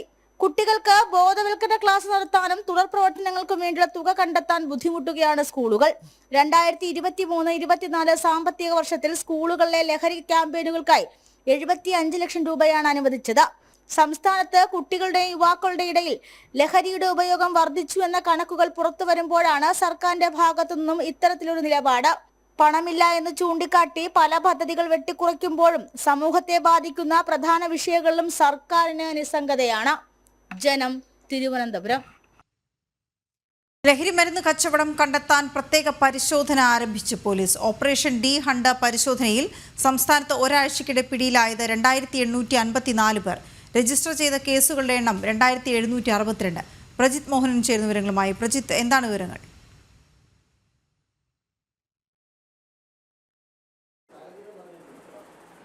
ഈ സംസ്ഥാനത്ത് ലഹരി ഒഴുകുന്നു എന്ന വാർത്തകൾ പുറത്തു വന്നതിന് പിന്നാലെയും വിവിധ കൊലപാതകങ്ങളിലും സംഘം ചേർന്നുള്ള ആക്രമണങ്ങളിലുമൊക്കെ ഈ ലഹരി മരുന്ന് ഉപയോഗം ഒരു കാരണമായി മാറുന്നു എന്നുള്ള തിരിച്ചറിവിന്റെ അടിസ്ഥാനത്തിലാണ് ഇപ്പോൾ ഇത്തരത്തിലുള്ള ഒരു പരിശോധന പോലീസും എക്സൈസും ഒക്കെ ചേർന്ന് കർശനമായി നടപ്പിലാക്കാൻ തീരുമാനിച്ചത്.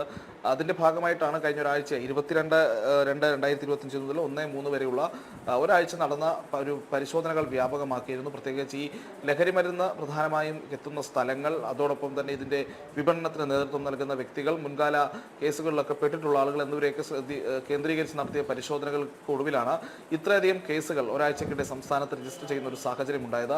ഓപ്പറേഷൻ ഡി ഹണ്ട് എന്ന പേരിലായിരുന്നു പരിശോധനകൾ. ഈ പരിശോധനയുടെ അടിസ്ഥാനത്തിൽ സംസ്ഥാനത്ത് 17,246 പേരെ പരിശോധനയ്ക്ക് വിധേയമാക്കി എന്നുള്ളതാണ് പോലീസ് അറിയിക്കുന്നത്. അതിൽ നിരോധിത മയക്കുമരുന്ന് കൈവശം വെച്ചതിന് 2762 കേസുകൾ രജിസ്റ്റർ ചെയ്തു. 2854 പേർ അറസ്റ്റിലാകുന്ന സാഹചര്യം ഉണ്ടായിട്ടുണ്ട്. MDMA യും ഗഞ്ചാവും പോലെയുള്ള മയക്കുമരുന്നുകൾ പിടിച്ചെടുക്കുന്നതിലും വലിയ വർധനവുണ്ടായിട്ടുണ്ട്. ഏതാണ്ട് 1.312 കിലോ MDMA ആണ്. ഇത് ലക്ഷക്കണക്കിന് രൂപ പൊതുവിപണിയിൽ വില വരുന്ന അത്രയും MDMA പിടിച്ചെടുത്തിട്ടുണ്ട്. അതോടൊപ്പം തന്നെ കഞ്ചാവ് 153.56 കിലോഗ്രാം, ഒപ്പം ഹാഷിഷ് ഓയിൽ, ബ്രൗൺ ഷുഗർ, മറ്റു ചില ഗുളികകൾ, അൽഫോസം ടാബ്ലറ്റ് പോലെയുള്ള ഗുളികകൾ, ഹെറോയിൻ തുടങ്ങിയവയും ഈ പരിശോധനയുടെ ഭാഗമായി കണ്ടെത്തിയിട്ടുണ്ട്. ഈ ലഹരി മരുന്ന് ഉപയോഗം സംസ്ഥാനത്തിന്റെ വിവിധ ഭാഗങ്ങളിൽ വ്യാപകമായി ഉണ്ടാകുന്നു എന്നുള്ളൊരു യാഥാർത്ഥ്യമാണ്. പ്രത്യേകിച്ച് സ്കൂൾ കുട്ടികൾക്കിടയിൽ പോലും വലിയ രീതിയിൽ MDMA-യുടെയൊക്കെ ഉപയോഗം വർദ്ധിച്ചിട്ടുണ്ട് എന്നുള്ളൊരു സാഹചര്യവും നിലനിൽക്കുന്നു. സ്കൂൾ കുട്ടികൾ കഞ്ചാവ് ഉപയോഗിക്കുന്നതൊക്കെ പരസ്യമായി മാറുന്ന ഒരു സാഹചര്യവും ഒക്കെ ഉണ്ട് കേരളത്തിൽ. അപ്പോൾ അതിന്റെ കൂടി അടിസ്ഥാനത്തിലാണ് കഴിഞ്ഞ കുറേ നാളുകളായി പോലീസിന്റെ വീഴ്ച, എക്സൈസിന്റെ വീഴ്ച വലിയ രീതിയിൽ വിമർശിക്കപ്പെട്ടിരുന്നു. കാരണം കൃത്യമായി പരിശോധനകൾ നടക്കുന്നില്ല, പരിശോധന നടത്താൻ ഉദ്യോഗസ്ഥർക്ക് വാഹനം പോലും ഇല്ലാത്ത സാഹചര്യങ്ങൾ ഉണ്ടാകുന്നു, ആവശ്യത്തിന് പണം സർക്കാർ അനുവദിക്കാത്ത സാഹചര്യം ഉണ്ടാകുന്നു. എക്സൈസിലൊക്കെ പല തസ്തികകളിലും ഇപ്പോഴും നിയമനങ്ങൾ നടക്കാത്ത സാഹചര്യം ഒക്കെ നിലനിൽക്കുന്നു എന്നുള്ള വ്യാപകമായ പരാതികൾ നിലനിൽക്കുന്നതിനിടയിലാണ് ഇപ്പോൾ ഇത്തരമൊരു പരിശോധന നടത്താൻ അധികൃതർ തയ്യാറായത് എന്നുള്ളതാണ്. ആ പരിശോധനയിലാണ് ഇത്രയധികം കേസുകൾ സംസ്ഥാനത്തിലെ വിവിധ ഭാഗങ്ങളായി രജിസ്റ്റർ ചെയ്ത് ഒരുപക്ഷെ വരും ദിവസങ്ങളിലും കൂടുതൽ ഈ പരിശോധന വ്യാപിക്കുകയാണെങ്കിൽ ഇതിന്റെ ഇരട്ടി കണക്കുകളിലേക്കൊക്കെ കാര്യങ്ങൾ പോകുമെന്നുള്ളതാണ് പോലീസും എക്സൈസും നാർക്കോട്ടിക് ഫോഴ്സും ഒക്കെ വ്യക്തമാക്കുന്ന കാര്യം. ശരി പ്രജിത്ത്. പ്രതിഭ MLA-യുടെ മകനെതിരായ കഞ്ചാവ് കേസിൽ എക്സൈസ് റിപ്പോർട്ട് സമർപ്പിച്ചു. നടപടിക്രമങ്ങളിൽ വീഴ്ച സംഭവിച്ചതായി റിപ്പോർട്ടിൽ പറയുന്നു. നിഷ ദിലീപ് ചേരുന്നവരുമായി. നിഷ, എന്താണ് നടപടിക്രമങ്ങളിൽ വീഴ്ച സംഭവിച്ചു എന്ന് പറയുന്നത്?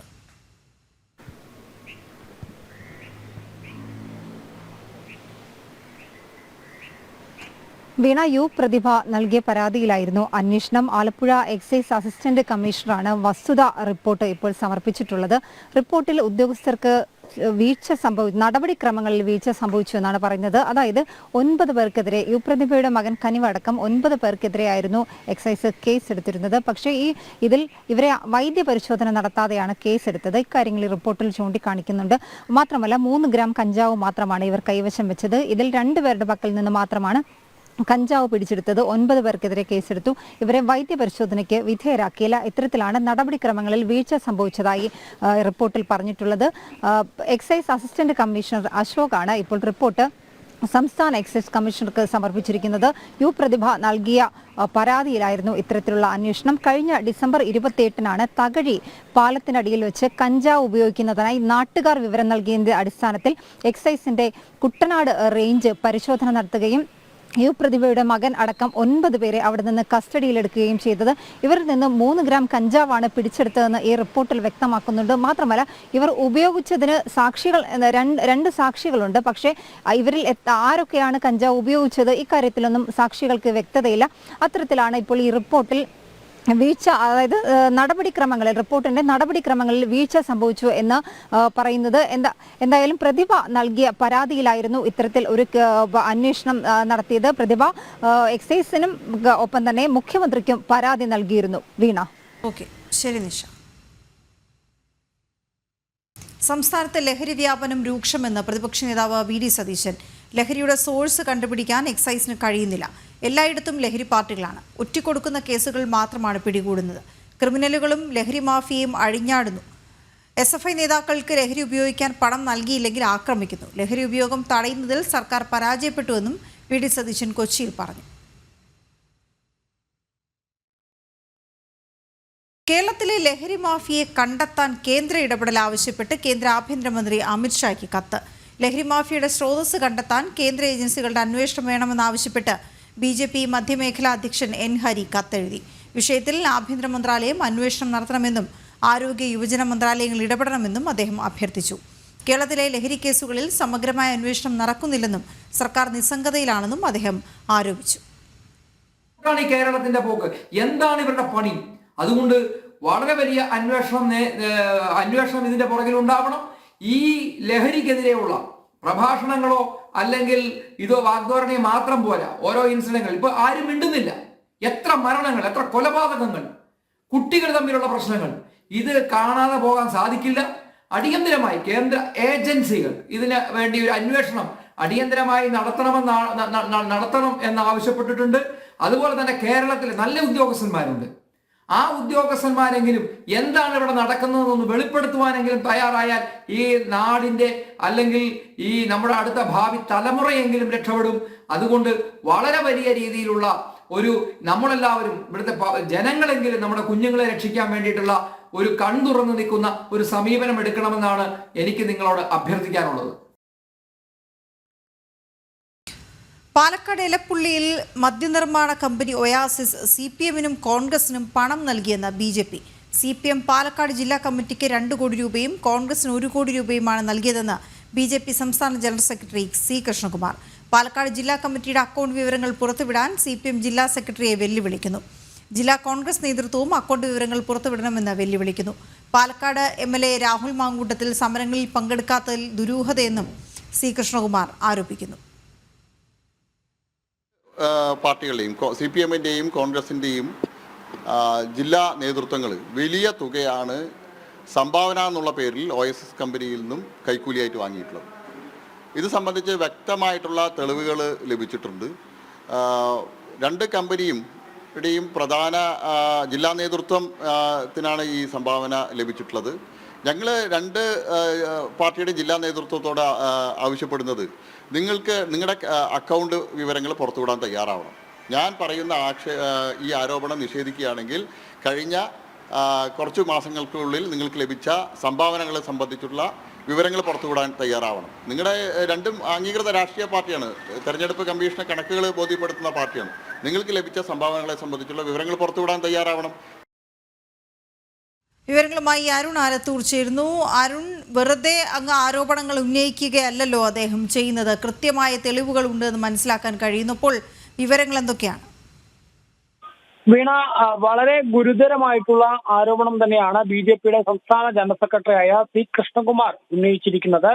പാലക്കാട് മദ്യനിർമ്മാണ കമ്പനി വരുന്നതുമായി ബന്ധപ്പെട്ട് ഈ മദ്യനിർമ്മാണ കമ്പനിയിൽ നിന്നും ഇടതുപക്ഷവും CPM-ഉം അതുപോലെ തന്നെ കോൺഗ്രസും അവരിൽ നിന്നും കൈക്കൂലിയായി പണം കൈപ്പറ്റിയിട്ടുണ്ട് എന്നുള്ളതാണ് കൃഷ്ണകുമാർ പറയുന്നത്. ഇതിന്റെ കൃത്യമായ തെളിവുകൾ തന്റെ പക്കൽ ഉണ്ട് എന്നും അദ്ദേഹം പറയുന്നുണ്ട്.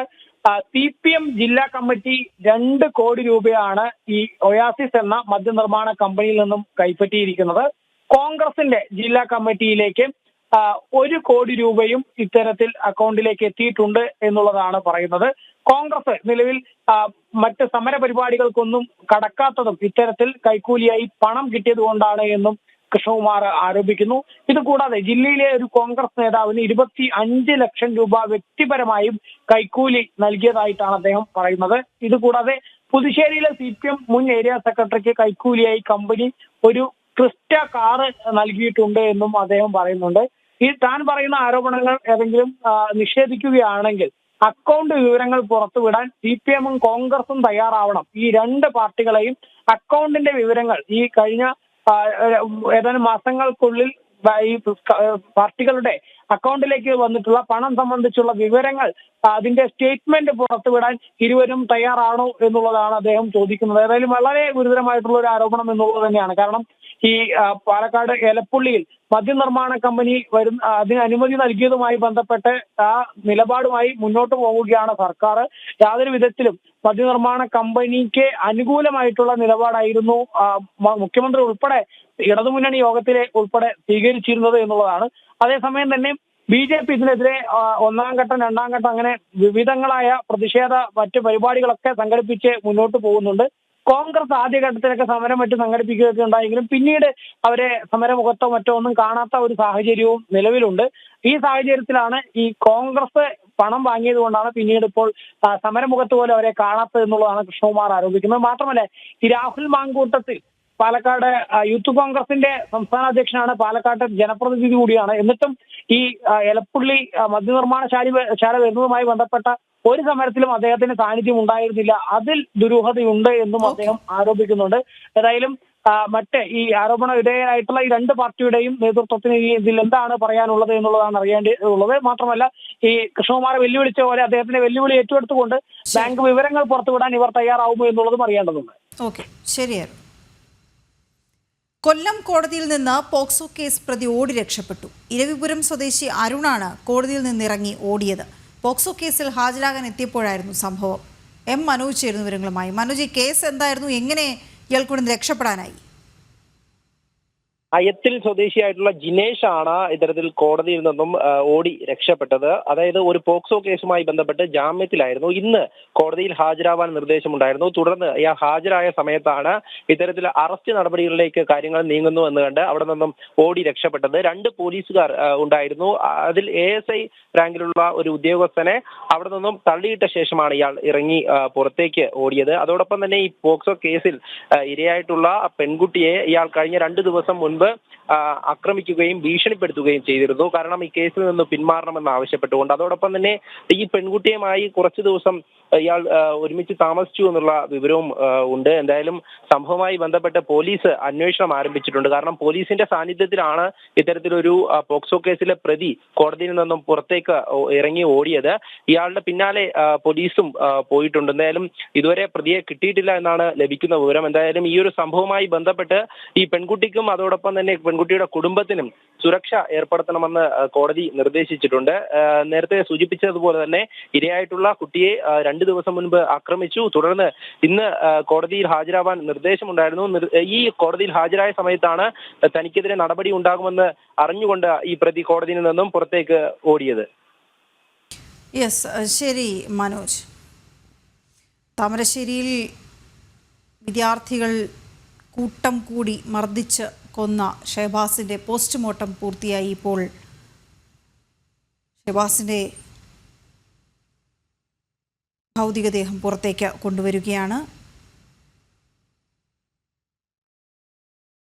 പൊതുദർശനമുണ്ടാകുമെന്ന് വീട്ടുകാർ അറിയിച്ചിട്ടുണ്ട്. പക്ഷേ തിങ്കളാഴ്ച പരീക്ഷ തുടങ്ങാനിരിക്കുകയുമാണ്. വിദ്യാർത്ഥികളെല്ലാവരും കൂട്ടുകാരെല്ലാവരും പരീക്ഷാ തിരക്കിൽ നിൽക്കുന്ന സമയം കൂടിയാണ്. ഈ പ്രതിപട്ടികയിലുള്ള 5 പേരും അവരുടെ ജാമ്യാപേക്ഷ തള്ളി. പക്ഷേ അവരെ കെയർ ഹോമിൽ പരീക്ഷ എഴുതാൻ അനുവദിക്കുമെന്ന് വ്യക്തമാക്കിയിട്ടുമുണ്ട്. പരീക്ഷ എഴുതാൻ കഴിയാതെ ഷഹബാസ് മാത്രമാണ് ഇപ്പോൾ ഇങ്ങനെ കിടക്കുന്നത്. ഗൂഗിൾ ചേരുന്നുണ്ട് വിവരങ്ങളുമായി. ഗൂഗിൾ, ഏറെ സങ്കടകരമായ ദൃശ്യങ്ങളാണ്. വിവരങ്ങൾ എന്തൊക്കെയാണ്? കൊണ്ടിരിക്കുന്നത് മുഹമ്മദ് ഷഹബാസിന്റെ പോസ്റ്റ്മോർട്ടം പൂർത്തിയാക്കി ബന്ധുക്കൾക്ക് വിട്ടു നൽകുന്ന ഒരു ദൃശ്യമാണിത്. ഏറെ വേദനിപ്പിക്കുന്ന കേരള മനസാക്ഷിയാകെ വേദനിപ്പിക്കുന്ന ഒരു ദൃശ്യം തന്നെയാണത്. നേരത്തെ വീണ പറഞ്ഞതുപോലെ ഈ കുറ്റക്കാരായിട്ടുള്ള 5 വിദ്യാർത്ഥികൾക്കെതിരെ കർശനമായ നടപടികൾ സ്വീകരിക്കുമ്പോഴും അവർക്ക് പരീക്ഷ എഴുതാൻ ഉൾപ്പെടെയുള്ള സൗകര്യങ്ങൾ ലഭ്യമാകുമ്പോഴും ഷഹബാസ്, നേരത്തെ ഷഹബാസിന്റെ കോളേജിലെ MJHS സ്കൂളിലെ ഡെപ്യൂട്ടി ഹെഡ് മാസ്റ്റർ പറഞ്ഞതുപോലെ മിടുക്കനായ സാമർഥ്യമുള്ള വിദ്യാർത്ഥിക്ക് പരീക്ഷ എഴുതാൻ പറ്റാത്തൊരു സാഹചര്യം, അതിന് ബന്ധുക്കളെ നഷ്ടപ്പെടുന്ന സാഹചര്യം, മാതാപിതാക്കൾക്ക് മകനില്ലാത്തൊരു അവസ്ഥയിലേക്കൊക്കെ എത്തിയിരിക്കുന്നു എന്നുള്ളതാണ് ദാരുണമായിട്ടുള്ള സംഭവം. എന്തായാലും രാമനഗരത്തിൽ ആരംഭിച്ച പോസ്റ്റ്മോർട്ടം നടപടികൾ പൂർത്തിയാക്കി അല്പസമയം മുമ്പാണ് മൃതദേഹം ബന്ധുക്കൾക്ക് വിട്ടു നൽകിയിട്ടുള്ളത്. നേരത്തെ പറഞ്ഞത് പ്രകാരമാണെങ്കിൽ 3:30 കബറടക്കം നടക്കുമെന്നായിരുന്നു ബന്ധുക്കളും നാട്ടുകാരും ഒക്കെ അറിയിച്ചിട്ടുള്ളത്. ഇവിടെ നിന്ന് ഏകദേശം 1 മണിക്കൂറോളം ദൂരമുണ്ട് താമരശ്ശേരിയിലേക്ക്. അവിടെ മറ്റൊരു മസ്ജിദിൽ മയ്യത്ത് നിസ്കാരം ഉൾപ്പെടെയുള്ള ചടങ്ങുകൾ പൂർത്തിയാക്കേണ്ടതുണ്ട്. അത് കഴിഞ്ഞതിന് ശേഷമായിരിക്കും ഖബറടക്കം ഉൾപ്പെടെയുള്ള കാര്യങ്ങളിലേക്ക് കടക്കുക. അതിന് മുമ്പ് പൊതുദർശനം ഉൾപ്പെടെയുള്ള സൗകര്യങ്ങളും നാട്ടുകാർക്ക് വേണ്ടി ഒരുക്കുമെന്നാണ് ജനപ്രതിനിധികളും നാട്ടുകാരും ഒക്കെ അറിയിച്ചിട്ടുള്ളത്. എന്തായാലും ഷഹബാസിന്റെ മൃതദേഹവും വഹിച്ചുകൊണ്ടുള്ള ആംബുലൻസ് കോഴിക്കോട് മെഡിക്കൽ കോളേജ് ആശുപത്രിയിലെ മോർച്ചറിയിൽ നിന്ന് അല്പസമയം മുമ്പാണ് പുറപ്പെട്ടത്. 1 മണിക്കൂറുകൾക്ക് ശേഷമായിരിക്കും അവിടെ എത്തുന്നുണ്ടാവുക. ചുങ്കം ടൗൺ ജുമാ മസ്ജിദിലായിരിക്കും മയ്യത്ത് നിസ്കാരം നടക്കുക.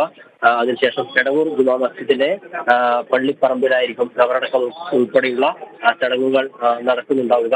വളരെ വേദനാജനകമായിട്ടുള്ള ഒരു സംഭവമാണ്. കഴിഞ്ഞ ദിവസം ഈ സമയമൊക്കെ പ്രതീക്ഷയോട് കൂടിയിട്ട് മുഹമ്മദ് ഷഹബാസിന്റെ കുടുംബം ഒരു തിരിച്ചുവരവിന്റെ പ്രാർത്ഥനയിലും മറ്റുമായിരുന്നില്ല. ഇന്ന് പുലർച്ചെ 12:30 കൂടിയിട്ടായിരുന്നു ഇത്തരത്തിലൊരു മരണം, ദാരുണമായിട്ടുള്ള ഒരു മരണം സംഭവിച്ചിട്ടുള്ളത്. ഈ അക്രമം നടത്തി ഇങ്ങോട്ടേക്ക് കൊണ്ടുവരുമ്പോൾ തന്നെ 30% മാത്രമായിരുന്നു മുഹമ്മദ് ഷഹബാസിനെ സാധ്യത ജീവിതത്തിലേക്ക് തിരിച്ചു വരാൻ എന്ന് ഡോക്ടർമാർ ഉൾപ്പെടെ പറഞ്ഞിരുന്നു. ശരി, ഷഹബാസിന്റെ പോസ്റ്റ്മോർട്ടം പൂർത്തിയായി വീട്ടിലേക്ക് കൊണ്ടുപോവുകയാണ്. ഖബറടക്കം അതിനുശേഷം നടക്കും. കാസർകോട്ട് 21-കാരിയെ വാട്സാപ്പിലൂടെ മുത്തലാഖ് ചൊല്ലി ഭർത്താവ്. കല്ലുരാവി സ്വദേശിനിയായ യുവതിയാണ് ഭർത്താവ് അബ്ദുൾ റസാഖ് വാട്സാപ്പ് സന്ദേശത്തിലൂടെ മുത്തലാഖ് ചൊല്ലിയത്. സ്ത്രീധനം കുറഞ്ഞു പോയതിന്റെ പേരിൽ വീട്ടിൽ പട്ടിണി കിട്ടെന്നും നിരന്തരം ഭർത്താവിന്റെ ഉമ്മ ഉപദ്രവിച്ചിരുന്നതായും പെൺകുട്ടി ജനം ടിവിയോട് പറഞ്ഞു. ലോകത്താരോടെ കാനത്തൊന്നും കഴിക്കുന്നില്ല. കാനത്ത് കഴിച്ചെങ്കിൽ അതേപോലെ രീതിയിൽ നിൽക്കണോ? പറഞ്ഞ പോലെ കേട്ടിട്ട് നിൽക്കണോ? ഇങ്ങനെ മാനസിക രോഗാക്കി 3 കൊല്ലം ഞാൻ സഹിക്കുന്നത്.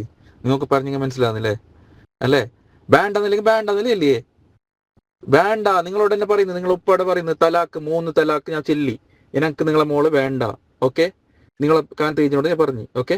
കഴിഞ്ഞ വെള്ളിയാഴ്ചയായിരുന്നു പെൺകുട്ടിയുടെ പിതാവിന്റെ വാട്സപ്പിൽ മുത്തലാഖ് ചൊല്ലിയുള്ള ഈ ശബ്ദ സന്ദേശം എത്തുന്നത്. ഭർത്താവ് അബ്ദുൾ റസാഖ് ഫോണിലൂടെ വിളിച്ച് നേരിട്ട് തന്നോട് മുത്തലാഖ് ചൊല്ലിയതായും യുവതി പറയുന്നു. ഇൻസ്റ്റഗ്രാമിലൂടെ പരിചയപ്പെട്ട നെല്ലിക്കട്ട സ്വദേശി അബ്ദുൾ റസാഖും കല്ലുരാവി സ്വദേശിനിയായ പെൺകുട്ടിയും നിയമപ്രകാരം വിവാഹം കഴിച്ചത് 2022 ഓഗസ്റ്റ് 11-നായിരുന്നു.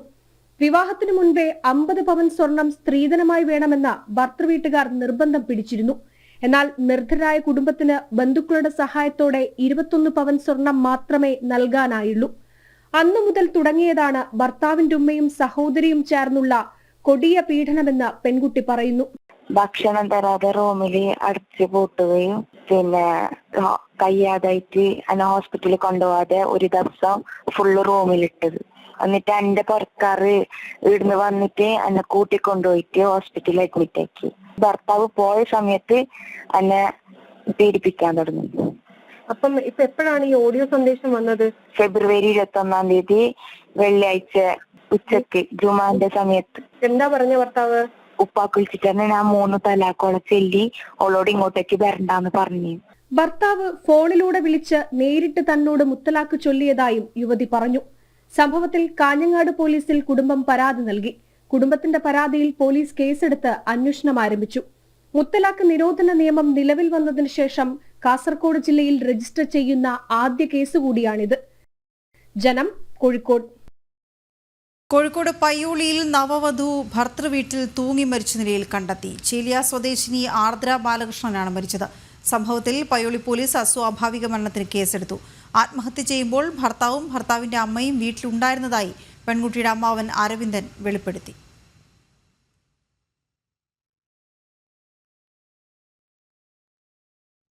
വെഞ്ഞാറമൂട് കൂട്ടക്കൊലയിൽ കുടുംബത്തിന്റെ കടബാധ്യത അറിഞ്ഞിരുന്നില്ല എന്ന അഫാന്റെ പിതാവ് അബ്ദുൾ റഹീം. വീട്ടുകാരുമായി നിരന്തരം ബന്ധപ്പെടാൻ സാധിച്ചിരുന്നില്ല. തന്റെ സാമ്പത്തിക ബുദ്ധിമുട്ട് മകനെ അറിയിച്ചിരുന്നില്ല എന്നും റഹീം പോലീസിന് നൽകിയ മൊഴിയിൽ പറയുന്നു.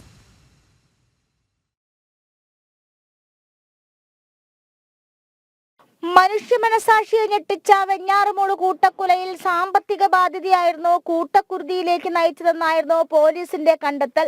65 ലക്ഷത്തോളം രൂപ കടമുണ്ടായിരുന്നുവെന്ന് അഫാൻ പോലീസിനോട് പറഞ്ഞത്. എന്നാൽ കുടുംബത്തിന് അത്രയേറെ കടബാധ്യത ഉള്ളതായി തനിക്കറിയില്ലെന്ന് അഫാന്റെ പിതാവ് അബ്ദുൾ റഹീം പാങ്ങോട് പോലീസിന് നൽകിയ മൊഴിയിൽ പറയുന്നു. 65 ലക്ഷം രൂപ കടബാധ്യതയുള്ളത് തനിക്കറിയില്ലെന്നും ബാങ്ക് ലോണും ഒരു മറ്റു കടങ്ങൾ ഉൾപ്പെടെ 15 ലക്ഷത്തിലെ ബാധ്യതയുണ്ടെന്നും അബ്ദുൾ റഹീം പോലീസിനോട് പറഞ്ഞു. ഇഖാമ പുതുക്കാൻ സാധിക്കാതെ വർഷങ്ങളായി വിദേശത്തകപ്പെട്ടു പോയ അബ്ദുൾ റഹീമിന് ഫർസാനയും അഫാനുമായുള്ള ബന്ധം അറിയാമായിരുന്നു. അഫാൻ പണയം വെച്ച ഫർസാനയുടെ സ്വർണമെടുക്കാൻ അടുത്തിടെ 60,000 രൂപ താൻ അയച്ചു നൽകിയെന്നും തനിക്കുണ്ടായ സാമ്പത്തിക ബുദ്ധിമുട്ട് ഒരു തരത്തിലും മകനെ അറിയിച്ചിരുന്നില്ല എന്നും റഹീം മൊഴിയിൽ പറയുന്നു. സാമ്പത്തിക ഇടപാടുകളെ കുറിച്ച് കൂടുതൽ വിവരങ്ങൾ തേടാൻ അബ്ദുൾ റഹീമിന്റെ മൊഴി വീണ്ടും പോലീസ് രേഖപ്പെടുത്തും. അതേസമയം മകൻ ആക്രമിച്ചത് മറച്ചുവെച്ച് അഫാന്റെ ഉമ്മ ഷമീന മജിസ്ട്രേറ്റിന് മുന്നിൽ മൊഴി നൽകി. കട്ടിലിൽ നിന്ന് വീണ് പരിക്കേറ്റതെന്നാണ് ഷമി മൊഴിയിൽ ആവർത്തിക്കുന്നത്. ജനം, തിരുവനന്തപുരം. പാതിവില തട്ടിപ്പ് കേസിൽ അനന്തു കൃഷ്ണന്റെ സ്ഥാപനങ്ങളിൽ നിന്ന് പണം കൈപ്പറ്റിയവരിലേക്ക് അന്വേഷണം വ്യാപിപ്പിച്ച ഇഡിയും ക്രൈംബ്രാഞ്ചും. ഇരുചക്രവാഹന തട്ടിപ്പിലൂടെ ലഭിച്ച പണം ചില സംഘടനകളുടെയും വ്യക്തികളുടെയും അക്കൗണ്ടിലേക്ക് അനന്തുവിന്റെ സ്ഥാപനങ്ങൾ വഴി അയച്ചിട്ടുണ്ട്. ഇതിനിടെ 190 കേസുകളുടെ അന്വേഷണ ചുമതല കൂടി ക്രൈംബ്രാഞ്ച് ഏറ്റെടുക്കും. പനമ്പള്ളി നഗറിലെ സോഷ്യൽ ബിവെഞ്ചേഴ്സ്, കളമശ്ശേരിയിലെ പ്രൊഫഷണൽ സർവീസ് ഇന്നോവേഷൻസ് അടക്കമുള്ള സ്ഥാപനങ്ങളിൽ നിന്നാണ് പണം മറ്റ് അക്കൗണ്ടുകളിലേക്ക് പോയിട്ടുള്ളത്. പദ്ധതിയുടെ ഭാഗമായ NGOകളിൽ നിന്ന് പിരിച്ചെടുത്ത പണം വൈകാതെ മറ്റ് അക്കൗണ്ടുകളിലേക്ക് മാറ്റിയിട്ടുണ്ട്. ഇത് ഏതെല്ലാം അക്കൗണ്ടുകളിലേക്കാണെന്നാണ് പരിശോധിക്കുന്നത്. 2019 ഇടുക്കിയിൽ ഏലം കർഷകർക്ക് പാതിവിലയ്ക്ക് വളവും കാർഷികോപകരണങ്ങളും നൽകിയാണ് പദ്ധതി തുടങ്ങിയത്. കോർപ്പറേറ്റ് കമ്പനികളുടെ സാമൂഹ്യ സുരക്ഷാ പദ്ധതി എന്നായിരുന്നു തെറ്റിദ്ധരിപ്പിച്ചത്. കോളപ്ര കേന്ദ്രമായി Sardar Patel institute of advance research development society എന്ന പേരിൽ NGO ആയിരുന്നു ആദ്യം രൂപീകരിച്ചത്. വളമുൽപാദക കമ്പനികൾക്ക് 100 കോടിയിലധികം രൂപ കൈമാറിയതായാണ് കണക്കുകൾ. എന്നാൽ ഇത്രയും വലിയ തുകയ്ക്കുള്ള വളം വിതരണം ചെയ്തിട്ടുണ്ടോ എന്നും കൈമാറിയതായി രേഖകളിൽ കാണിച്ച പണം തിരികെ വീണ്ടും അനന്തുവിന്റെ ബിനാമി അക്കൗണ്ടുകളിലേക്ക് എത്തിയോ എന്നും ഇഡി പരിശോധിക്കുന്നുണ്ട്. ലോക്കൽ പോലീസ് കൈമാറിയ 380 കേസുകൾക്കൊപ്പം 190 കേസുകൾ കൂടി ക്രൈംബ്രാഞ്ചിന് കൈമാറാൻ പോലീസ് DGPയുടെ അനുമതി തേടിയിട്ടുമുണ്ട്. ഈ കേസുകൾ കൂടി എത്തുന്നതോടെ വിവിധ ക്രൈംബ്രാഞ്ച് യൂണിറ്റുകൾ അന്വേഷിക്കുന്ന കേസുകളുടെ എണ്ണം 570 ആകും. Janam, Kochi. Ukraine president Volodymyr സെലൻസ്കിയെ ശാസിച്ച് അമേരിക്കൻ പ്രസിഡന്റ് ഡൊണാൾഡ് ട്രംപ്. നിരവധി മനുഷ്യരുടെ ജീവിതം കൊണ്ട് പന്താടുകയാണ് സെലൻസ്കി എന്ന് ട്രംപ് വിമർശിച്ചു. അമേരിക്കയെയും പ്രസിഡന്റ് ട്രംപിനെയും സെലൻസ്കി അപമാനിക്കുകയാണെന്നും ട്രംപ് വിമർശിച്ചു. വൈറ്റ് ഹൗസിൽ നിന്നും തിരിച്ചു പോകണമെന്നും സെലൻസ്കിയോട് അമേരിക്ക ആവശ്യപ്പെട്ടു. യൂറോപ്യൻ രാജ്യങ്ങളുടെ ശക്തമായ ഇടപെടലിനു പിന്നാലെയാണ് വൊളോഡിമർ സെലൻസ്കി അമേരിക്കയിലെത്തിയത്. വൈറ്റ് ഹൗസിൽ ചർച്ചകൾ നടക്കുന്നതിന് മുൻപ് അനൌദ്യോഗിക ചർച്ചകളിൽ തന്നെ സെലൻസ്കിയുടെ നിലപാട് എതിർപ്പ് വിളിച്ചുവരുത്തി. തുടർന്നാണ് ഡൊണാൾഡ് ട്രംപ് സെലൻസ്കിയെ രൂക്ഷമായി ശാസിച്ചത്. മനുഷ്യരുടെ ജീവനും മൂന്നാം ലോക മഹായുദ്ധത്തിന്റെ ഭീഷണിയും ചേർത്ത് വെച്ച് ചൂതുകളിക്കുകയാണ് സെലൻസ്കി എന്ന വിമർശനമാണ് ട്രംപ് മുന്നോട്ട് വെച്ചത്.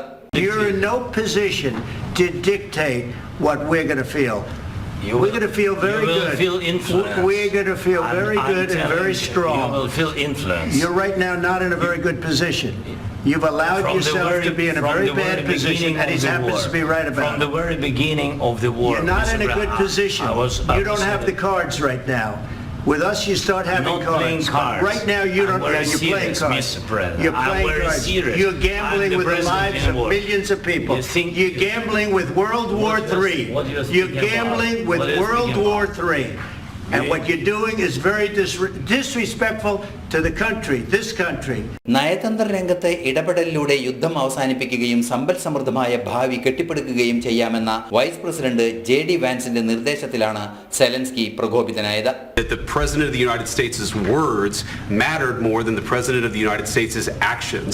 What makes America a good country is America engaging in diplomacy. That's what President Trump is doing. He broken this ceasefire. He killed our people and he didn't exchange prisoners. We signed the exchange of prisoners, but he didn't do it. What kind of diplomacy, JD, you are speaking about? What do you mean? തുടർന്ന് ചർച്ചകൾ മതിയാക്കി white ഹൗസിൽ നിന്ന് തിരിച്ചു പോകാൻ സെലൻസ്കിയോട് നിർദ്ദേശിക്കുകയായിരുന്നു. സംയുക്ത വാർത്താ സമ്മേളനവും ധാതുഖനനം സംബന്ധിച്ച കരാർ ഒപ്പിടുന്നതും മാറ്റിവെച്ചു. ആഗോള നയതന്ത്ര ചരിത്രത്തിലെ അത്യപൂർവ സംഭവത്തിനാണ് ഇതോടെ ലോകം സാക്ഷിയായത്. ഇന്റർനാഷണൽ ഡെസ്ക്, ജനം. മാർപ്പാപ്പയുടെ ആരോഗ്യസ്ഥിതി അതീവ ഗുരുതരമെന്ന് വത്തിക്കാൻ. ശ്വാസകോശ സംബന്ധമായ അവസ്ഥ പെട്ടെന്ന് വഷളായതോടെ അതീവ ഗുരുതരാവസ്ഥയിലാവുകയായിരുന്നു. മാർപ്പാപ്പയ്ക്ക് നിലവിൽ കൃത്രിമ ശ്വാസം നൽകുകയാണെന്നും വത്തിക്കാൻ അറിയിച്ചു. ശ്വാസകോശ അണുബാധയെ തുടർന്ന് ഫെബ്രുവരി 14-നാണ് മാർപ്പാപ്പയെ റോമിലെ ആശുപത്രിയിൽ പ്രവേശിപ്പിച്ചത്.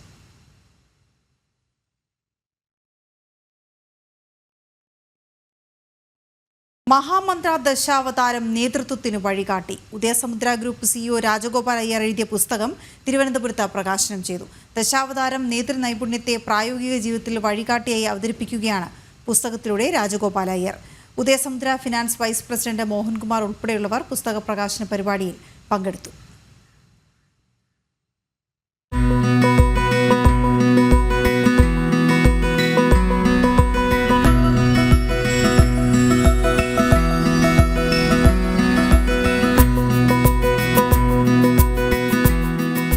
മഹാവിഷ്ണുവിന്റെ ദശാവതാരങ്ങൾ നേതൃത്വ നൈപുണ്യത്തിന് എങ്ങനെ വഴികാട്ടുന്നു എന്ന വിഷയമാണ് മഹാമന്ത്ര എന്ന പുസ്തകത്തിലൂടെ ഉദയ സമുദ്ര ഗ്രൂപ്പ് സിഇഒ രാജഗോപാൽ എഴുതിയ പുസ്തകത്തിൽ പ്രതിപാദിക്കുന്നത്. ഓരോ അവതാരത്തിനും ഓരോ ഉദ്ദേശ ലക്ഷ്യങ്ങളുണ്ട്. അവ ഓരോന്നും കാലഘട്ടത്തിനനുസരിച്ച് ഒരു വ്യക്തിയുടെ നേതൃത്വ ജീവിതത്തിൽ സ്വാധീനിക്കപ്പെടുന്നുണ്ടെന്ന് ഉദയ സമുദ്ര ഫിനാൻസ് വൈസ് പ്രസിഡന്റ് മോഹൻകുമാർ അഭിപ്രായപ്പെട്ടു. 10 അവതാരങ്ങൾ, ആ അവതാരങ്ങൾ ഓരോ കാലഘട്ടത്തിലായിരുന്നു. ആ അവതാരങ്ങളിൽ എന്തുകൊണ്ട് അങ്ങനെ ഒരു അവതാരം വന്നു എന്നും ആ അവതാരമാണ് ആ കാലഘട്ടത്തിൻ്റെ മാനേജ്മെൻറ്റിൻ്റെ സ്കിൽസ് അല്ലെങ്കിൽ മാനേജ്മെൻറ്റ് ചെയ്തിരുന്നു എന്നുള്ളതാണ് ഈ ബുക്കിലൂടെ ഓഥർ രാജഗോപാൽ സാറ് പറയാൻ ശ്രമിക്കുന്നത്. ഫോർ എക്സാമ്പിൾ ഇപ്പോൾ ത്രേതായുഗത്തിലാണ് ശ്രീരാമൻ ജനിച്ചത്. അപ്പോൾ ത്രേതായുഗത്തിൽ എന്തുകൊണ്ട് ശ്രീരാമനെ പോലെ ഒരാൾ മാനേജ്മെൻറ്റ് ചെയ്യാനായിട്ട് വേണ്ടി വന്നു, അതാണ്. വായനക്കാരന് ചിന്തോദ്ദീപകമായിരിക്കും മഹാമന്ത്ര ദശാവതാരം നേതൃത്വത്തിന് വഴികാട്ടി എന്ന പുസ്തകം. മഹാമന്ത്ര നായകത്വത്തെ കുറിച്ച് ഒരു നവവീക്ഷണം നൽകുന്നതായി ഗ്രന്ഥകർത്താവ് പറഞ്ഞു. There's something more interesting is that because all of us are in the industry for the last 30-40 years, what happens is that we go through a lot of small the kind of I would say tidbits or maybe the kind of in Hindi we call khatti meaty, like so many activities and so many challenges we go through. So I'll compile that of my 40 years and I'll make that a storybook also. It takes time, but then I think this is the most important occasion for me. I've changed a little bit of almost around 10 to 12 pages. I've rewrote about this page and it has been relaunched. 2750 copy has been sold. It is available in Amazon also. Kovalam ഉദയ സമുദ്രയിൽ വെച്ച് നടന്ന പുസ്തക പ്രകാശന പരിപാടിയിൽ നിരവധി വ്യക്തിത്വങ്ങൾ പങ്കെടുത്തു. Janam, Thiruvananthapuram. Kozhikode Koyilandy Gurudeva college of advance studies 10ാം വാർഷികവും പ്രതിഭാ സംഗമവും വിപുലമായി ആഘോഷിച്ചു. കൊയിലാണ്ടി മുനിസിപ്പാലിറ്റി ചെയർപേഴ്സൺ സുധാ കിഴക്കേപ്പാട്ട് ഉദ്ഘാടനം ചെയ്തു. സന്തോഷ് അരയക്കണ്ടി അധ്യക്ഷത വഹിച്ച ചടങ്ങിൽ principal doctor Sunil Bhaskar, K M Rajeevan, Dasan Parambath തുടങ്ങി നിരവധി പേർ സംസാരിച്ചു.